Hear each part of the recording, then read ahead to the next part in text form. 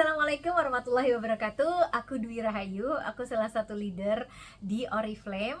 Teman-teman, aku mau sharing ke teman-teman mental block yang berkaitan dengan marketing dan sales. Karena aku Oriflamers, jadi aku jelasinnya berdasarkan cerita atau pengalaman aku sendiri atau insight-insight yang datang yang berkaitan dengan jualan.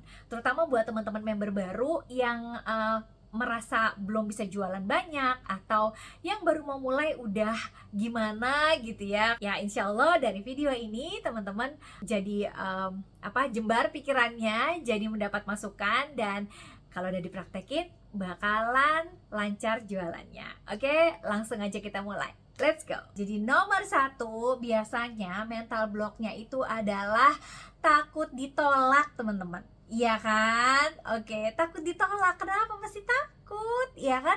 Karena kan yang namanya jualan udah pasti dekat dengan penolakan, karena kita menawarkan produk dan gak semua orang di saat yang sama memang lagi butuh produk itu atau lagi mau beli. Jadi yang namanya penolakan itu biasa aja. Justru kalau kita nggak pernah ditolak, artinya kita nggak pernah nawarin orang dong, ya kan? Jadi penolakan itu adalah hal biasa yang terjadi di dunia marketing. Orang boleh setiap kali menolak atau menerima. Ya, jadi emang tugas kita namanya penjual adalah menawarkan produk. Yakin, kalau dia belum beli sekarang, dia bisa jadi beli besok atau seminggu kemudian atau sebulan kemudian atau bahkan tahun berikutnya. Kayak gitu teman-teman. Jadi, tapi yang namanya penjual ya harus menawarkan dan melihat penolakan itu sebagai feedback, teman-teman. Feedback buat masukan kita menjadi lebih baik lagi. Feedback buat kita nawarin produk lebih pas lagi. Misalnya, gue udah beli skincare nih, nanti dulu ya gitu. Atau gue baru beli parfum ini gitu kan, nanti dulu ya. Kesukaan gue parfum vanilla, gue nggak suka parfum yang baunya rempah misalnya. Jadi berikutnya ketika ada promo parfum vanilla, kita bisa nawarin dia gitu ya. Jadi pokoknya jadikan feedback apapun ya menjadi masukan kita untuk jadi lebih baik lagi. Yang kedua, takut dianggap mengganggu. Yeay. Tenang aja teman-teman. Jadi fokusin kita lebih ke memberikan solusi ya, memberikan solusi dari yang produk yang kita jual. Misalnya nih, kita jualan bedak. Oke, produk on color bedaknya Oriflame itu kan dia menyerap minyak, ya kan? Jadi kita bisa menawarkan mulai dari merasa kulitnya berminyak, make up kelihatan blinking-blinking, bukan glowing ya. Glowing sama blinking berminyak beda. Solusinya ada nih, pakai bedak on colornya Oriflame karena dia endingnya menjadi matte. Lebih fokus ke solusi. Pasti ada masalah dan pasti ada solusinya. Itu udah satu paket gitu ya. Misalnya kita nawarin shampoo menghilangkan ketombe, ya udah kita bikin cerita atau bikin konten atau kita membuka cakapan ya, atau bikin video atau reels yang berkaitan dengan si ketombe atau rambut rontok ya. Shampoo yang kita mau tawarin shampoo untuk menyuburkan rambut atau untuk rambut rontok ya, kita membuka dengan masalah yang terjadi di kebanyakan orang. Lanjut, yang ketiga, merasa tidak pantas atau tidak cukup baik. Teman-teman, yang kita lihat orang-orang, ataukah teman-teman merasa kok Bu Dwi jago sih jualannya, kok si dia udah keren banget ya jualannya, aku minder nih, aku nggak bisa.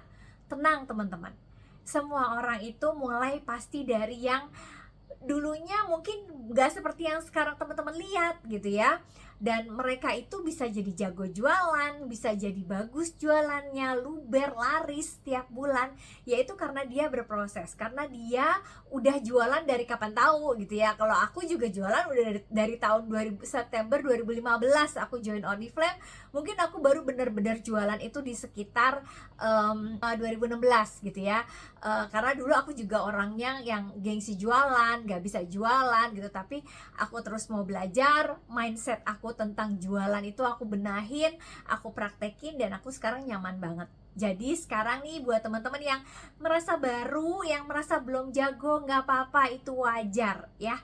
Terusin aja belajar, praktek, karena orang jago jualan itu bukan dari lahir. Tapi karena dia terus praktek, terus terus mengerjakannya setiap hari, lama-lama dia jadi mahir. Oke, lanjut yang keempat. Pikiran bahwa semua orang itu udah tahu, atau mereka nggak perlu produknya gitu ya.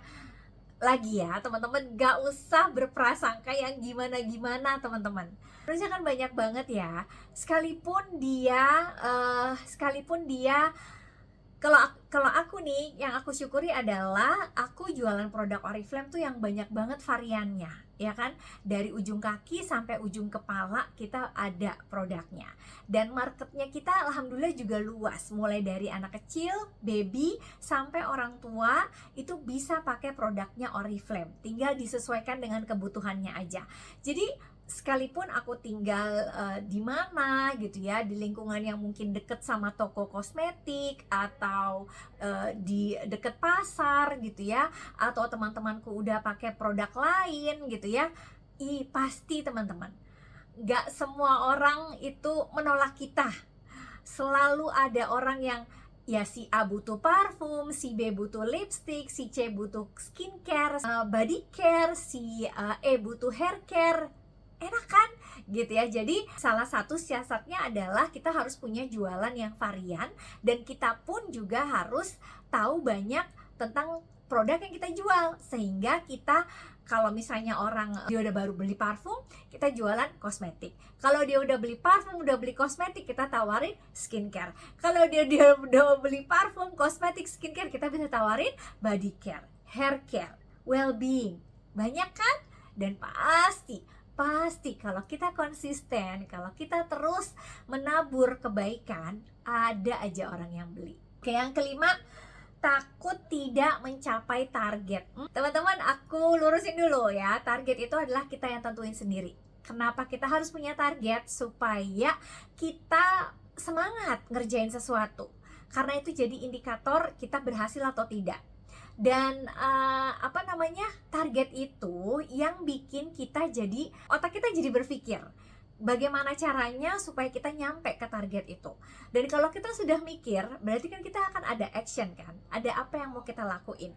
Nah, kalau target kita jelas ya teman-teman, kita pun actionnya, kerjanya, usahanya pun juga akan gigih, akan serius, akan sepenuh hati gitu ya. Dan itu yang akan memacu kita untuk bergerak terus setiap hari, yang bakalan nyampe ke target apapun yang udah kita tentukan di awal bulan. Dan jadi pun kalau misalnya kita udah usaha semaksimal mungkin tapi belum mencapai target, gak apa-apa banget teman-teman. Pasti usaha yang udah kita lakukan di sepanjang hari mencapai target itu akan berarti, karena terbiasa. Semakin kita jadi mahir karena kita latih setiap hari. Jadi penting banget punya target biar kita tahu tujuan kita mau kemana. Dan dalam kita berjalan menuju target kita itu, kita belajar. Dan dari belajar itu kita jadi lebih pintar, ya kan? Jadi gak usah takut sama target, dan gak usah takut sama bagaimana mencapainya. Tips dari aku nih, kalau kita mau capai target itu, misalnya sebulan ini kita mau jualan 100 poin atau 299 poin, ya udah, kan kita jualan sebulan teman-teman. Kita cicil dari seminggu pertama poinnya harus berapa, minggu kedua poinnya berapa, minggu ketiga poinnya berapa, minggu keempat poinnya berapa. Nah, dari setiap minggu pun kita kecil-kecilin lagi, setiap hari aku harus jualan apa, hari kedua, hari ketiga, dan seterusnya. Setiap hari itu pun juga bisa dicicil-cicil lagi. Misalnya jadi pagi aku harus posting ini, siang aku posting ini, malam aku posting ini, dan seterusnya. Gampang kan?